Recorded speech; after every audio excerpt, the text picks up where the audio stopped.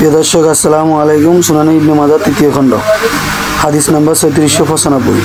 আব্দুল্লাহ বিন উমর রাদিয়াল্লাহু তাআলা আনহু তিনি বলেন, রাসূল সাল্লাল্লাহু আলাইহি ওয়াসাল্লাম বলেছেন, তোমরা অবশ্যই ইসমিদ সুরমা ব্যবহার করবে, কেননা তা ও চোখের ময়লা দূর করে, দৃষ্টিশক্তি বাড়ায় এবং চোখের পাতার লোম গজায়।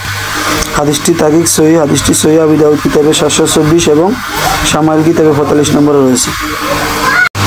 প্রিয় দর্শক, আসসালামু আলাইকুম। সুনানে ইবনে মাজাহ তৃতীয় খণ্ড, হাদিস নাম্বার 3796, বাংলা অনুবাদ। জাবির রাদিয়াল্লাহু তাআলা আনহু তিনি বলেন, আমি রাসূল সাল্লাল্লাহু আলাইহি সাল্লামকে বলতে শুনেছি, তোমরা ঘুমানোর সময় অবশ্যই ইসমিদ সুরমা ব্যবহার করবে, কেননা তার দৃষ্টিশক্তিকে প্রখর করে এবং চোখের পাতার লোম গজায়। হাদিসটি তাকিক সহিহ, শামাইল কিতাবে 43 নম্বর রয়েছে। প্রিয় দর্শক, আসসালামু আলাইকুম। সুনানে ইবনে মাজাহ তৃতীয় খণ্ড, হাদিস নাম্বার 3797, বাংলা অনুবাদ।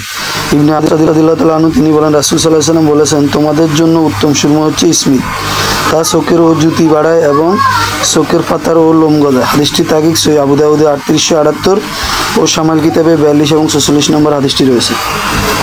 প্রিয় দর্শক, আসসালামু আলাইকুম। সুনানে ইবনে মাজাহ তৃতীয় খণ্ড, হাদিস নাম্বার 3500।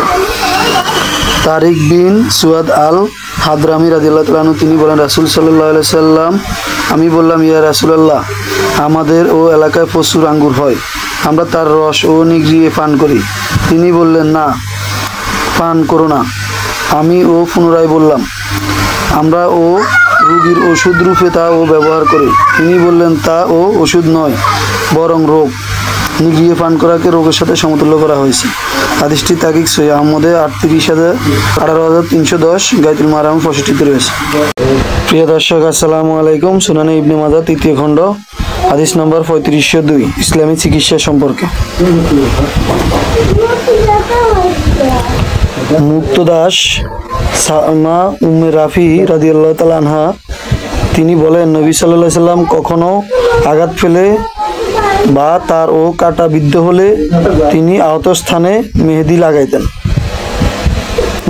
আমার দাদি রাসূল সাল্লাল্লাহু আলাইহি সাল্লামের মুক্তদাসী উম্মে সালামা রাফি রাদিয়াল্লাহু তাআলা আনহা তিনি বলেন, নবী সাল্লাল্লাহু আলাইহি সাল্লাম কখনো আঘাত পেলে বা কাটা বিদ্ধ হলে সেই স্থানে আহত স্থানে মেহেদি লাগাইতেন।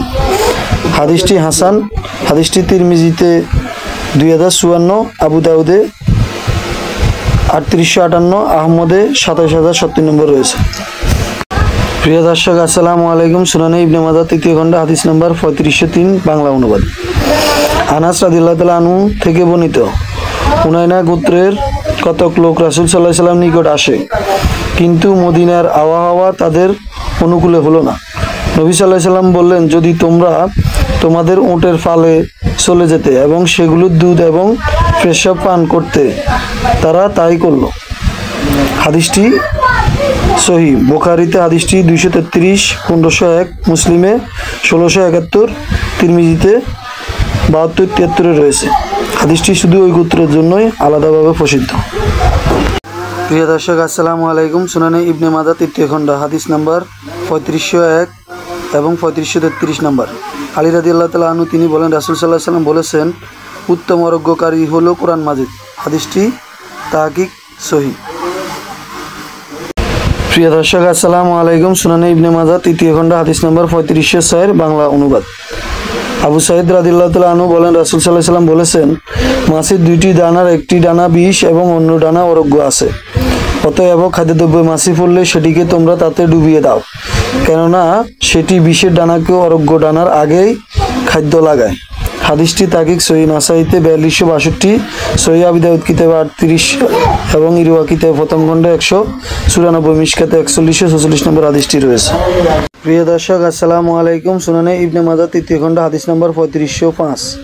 আবু হুরায়রা রাদিয়াল্লাহু তাআলা আনহু নবী সাল্লাল্লাহু আলাইহি ওয়াসাল্লাম বলেন, তোমাদের পানিতে মাছি পড়লে সেটাকে তাতে ডুবিয়ে দাও, অতঃপর সেটি তুলে ফেলে দাও, কেননা তার একটি ডানায় রোগ এবং অন্য ডানা আরোগ্য রয়েছে। হাদিসটি তাহকিক সহিহ। বুখারীতে হাদিসটি 3320, আবু দাউদে 3846, আহমদে 7100 এবং দারমিতে ইরওয়াতে হাদিসটি রয়েছে। প্রিয় দর্শক, আসসালামু আলাইকুম। সুনানে ইবনে মাজাহ তৃতীয় খণ্ড, হাদিস নম্বর 3506, বাংলা অনুবাদ। আব্দুল্লাহ বিন আমির বিন রাবিয়া তার পিতা আমির বিন রাবিয়া রাদিয়াল্লাহু তাআলা আনহু তিনি বলেন, রাসূল সাল্লাল্লাহু আলাইহি সাল্লাম বলেছেন, বদনজর সত্য। হাদিসটি তাকিক সহি। আহমদের হাদিসটি 15,274, রাউদুন নাদের কিতাবে 1194, সহিহ আবি দাউদ কিতাবে 781 নম্বর রয়েছে।